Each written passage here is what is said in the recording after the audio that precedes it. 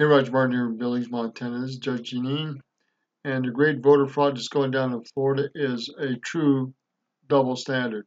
Double standard between the left and the right. Behavior that you only see on the left and not the right. If you need further proof that there's a double standard, that the left has brainwashed society, look no further than Florida. The fraud going on in Florida as an acceptable solution to our election process is the last straw. How, after 4 days, are the same two counties that we've repeatedly had trouble with in the past still able to say their election is not final? How is that possible? How is that okay? As I speak to you, Florida's Secretary of State has officially declared a recount for governor and United States Senator in Florida. On election night, though, both Republicans were declared the winners over their Democrat opponents. Republican Rick Scott was declared the winner over Democrat Bill Nelson for Florida's U.S. Senate seat. Republican Congressman Ron DeSantis was declared winner against Democrat Andrew Gillum, a local mayor. But tonight, everything is in flux. Democrat Gillum, the loser candidate who conceded on election night, has just today officially pulled back his concession to Republican Ron DeSantis. So what's going on? This lawyer, Mark Elias, works for GPS, Clinton's, but this historical recount in these two counties needs to be stopped. There's something really wrong, and they're getting away with it. And I don't know why they're getting away with it, but they're getting away with it. An operative from Clinton Fusion GPS, Christopher Steele, fraudulent dossier intended also to disenfranchise us on a national presidential election. We'll do a recount and we will win. So how do they do this?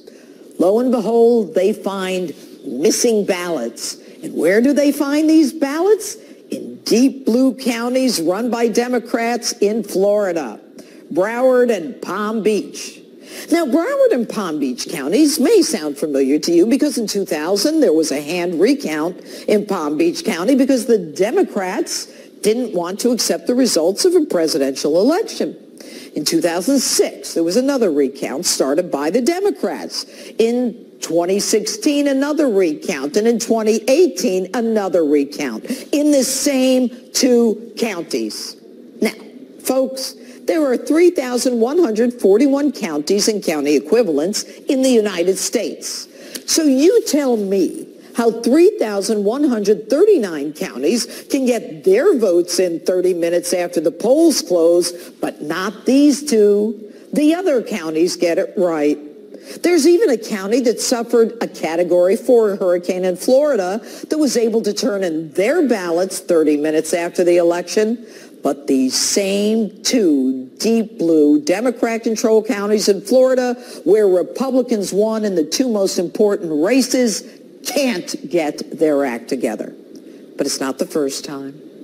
There's one person who seems to be at the center of this, a Ms. Brenda Snipes, the election supervisor in Broward County, shown here.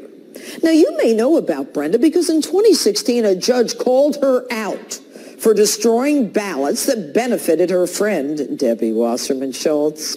So election night, Broward reports thousands of votes, 634,000, and now there are reportedly thousands more votes. You're kidding, right? No, totally illegal. I'd send some federal people down there, some federal agents, and she'd be arrested and all that stuff would be grabbed up and looked at very carefully, independently, out of the county. This Snipes scale is really bad news. Saying dismissal under these circumstances is an appropriate sanction. But the court went even beyond saying that about Snipes. They said her violation was twofold. Number one, Snipes violated state and federal retention requirements. And number two, Snipes violated the affirmative responsibility to preserve evidence. Why was this woman not fired? Yet today, Ms. Snipes lives on to mess up yet another or overturn yet another election in Florida.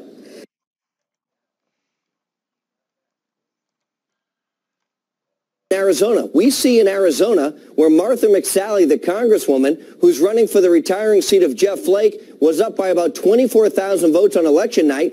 Now all of a sudden, the Democrats are saying they're finding more votes, and she's down 9,000 votes. It's a swing of 35,000 votes, and there are thousands more votes in Maricopa County that haven't been counted. Now they're saying that a woman who is probably going to be declared the victor on election night, Martha McSally, is probably going to lose that race. Now in Florida, here's what you see. I know it's the home of Mickey Mouse, but talk about a Mickey Mouse operation in Broward County. I mean, this is ridiculous. Look, Ron DeSantis, his recount is going to be perfunctory. He has a recount that's going to go through the machine. It's a machine recount. But in Governor Scott's case, Governor Scott is only up 1/4 of a percentage point over the incumbent U.S. Senator. So they're going to hand recount this. We've lived through this operation down in Florida 18 years ago. I can't believe in 2018, with all the ballot integrity issues that we talked about in the last election cycle, all of the outside influence, all of the supposed people who are trying to influence the election and trying to break into our election system, we still have people in Florida who can't count to the number 2 of the number of ballots that were cast. But you know what's amazing? This is just a complete Mickey Mouse operation. What's amazing isn't the lawsuit from Broward County. I mean, I have it right here. In the lawsuit from Broward County, the state or the judge criticized her and suggested that there is a dismissal, a basis for dismissal. They allow her to stay there, and now they're suffering the consequences of it.